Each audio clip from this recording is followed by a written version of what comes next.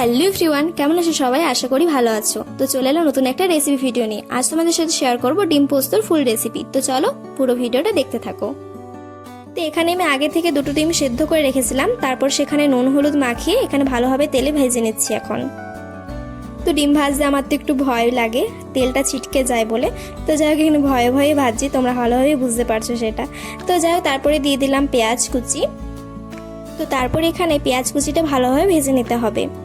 তোমরা চাইলে পেঁয়াজ কুচির সাথে সাথে পেঁয়াজ বাটাও দিতে পারো। তো এখানে আমি শুধু পেঁয়াজ কুচিয়ে দিয়েছিলাম। তারপরে একে একে সব মশলাগুলো আস্তে আস্তে দিয়ে দেবো। পেঁয়াজটা ভালোভাবে ভাজা হয়ে গেছে। তো তারপরে এখানে আমি সব মশলাগুলো পরিমাণ মতো দিয়ে দেবো। প্রথমে দিয়েছি ধনে জিরে গুঁড়ো, দিয়েছি হলুদ গুঁড়ো আর দিয়েছি লঙ্কার গুঁড়ো। তো তোমরা যে যেমন ঝাল পছন্দ করো খেতে, সেরকম তোমরা লঙ্কার গুঁড়োটা দিও। এখানে আমি একটু বেশি লঙ্কার গুঁড়ো দিয়েছি। তো যাই হোক, তারপর সব মশলাগুলো এক এক করে ভালোভাবে ভেজে নিতে হবে। সাথে দিয়েছি আদা রসুনের বাটা। তো আমি এক হাতে রান্না করছিলাম আর এক হাতে ক্যামেরাটা ছিল বলে ভালোভাবে তোমাদের সাথে ভিডিওটা দেখাতে পারিনি। তো যাই হোক, তোমরা একটু অ্যাডজাস্ট করে নিও। তো তারপরে এখানে কড়াইয়ে মশলাটা লেগে যাওয়ার জন্য আমি অল্প পরিমাণে জল দিয়েছি, সাথে দিয়ে দিলাম টমেটো কুচি। তো কড়াই লেগে যাওয়ার জন্য অল্প অল্প করে জল দিতে হবে আর মশলাটা অনেকক্ষণ ধরে কষতে হবে। তো এইভাবে বেশ কিছুক্ষণ ধরে মশলাটা আমি কষে নিলাম।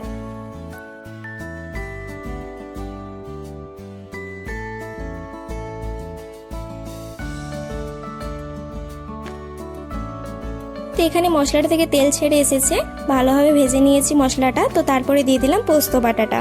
তো তারপরে একটু নাড়াচাড়া করে পোস্তটাও ভেজে নিতে হবে, মশলার সাথে ভালোভাবে মিক্স করে নিতে হবে আমাদের। আচ্ছা, তোমরা কে কে ডিম পোস্ত খেতে ভালোবাসো অবশ্যই কিন্তু কমেন্টে জানিও। আমার তো ভীষণ ভালো লাগে। এই নিয়ে আমি 2-3 বার এই ডিম পোস্ত রেসিপিটা বানালাম। তো ডিমের কী কী রেসিপি তোমাদের ভালো লাগে সেটা কমেন্টে জানাতে পারো। তো এখানে পোস্তটা একটু ভালোভাবে ভেজে নিয়েছি মশলার সাথে। তো তারপরে এখানে দিয়ে দিলাম পরিমাণ মতো জল।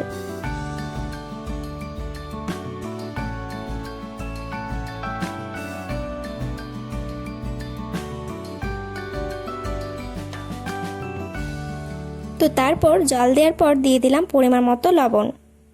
তো তারপরে ভালোভাবে একটু নাড়াচাড়া করে নিতে হবে। আর তারপরে দিয়ে দিলাম ডিমগুলো আগে থেকে যেগুলো ভেজে রেখেছিলাম। তো এবার জলটা ফুটে এলে একদম শুকনো শুকনো হয়ে গেলে রেডি হয়ে যাবে ডিম পোস্ত। তো আমি তো এভাবে ঘরোয়া পদ্ধতিতে বানাই ডিম পোস্ত।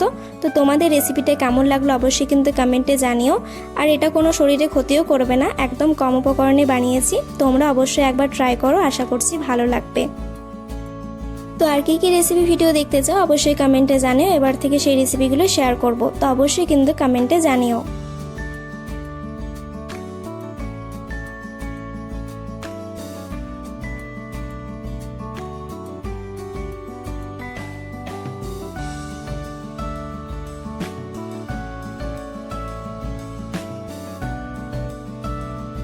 তো এই ছিল আজকের রেসিপি। কেমন লাগলো অবশ্যই কমেন্টে জানিও। ভালো লাগলে লাইক কমেন্ট শেয়ার করে দিও আর সাবস্ক্রাইব করতে ভুলো না। তো চলো আজকের মতো এতটাই, টাটা।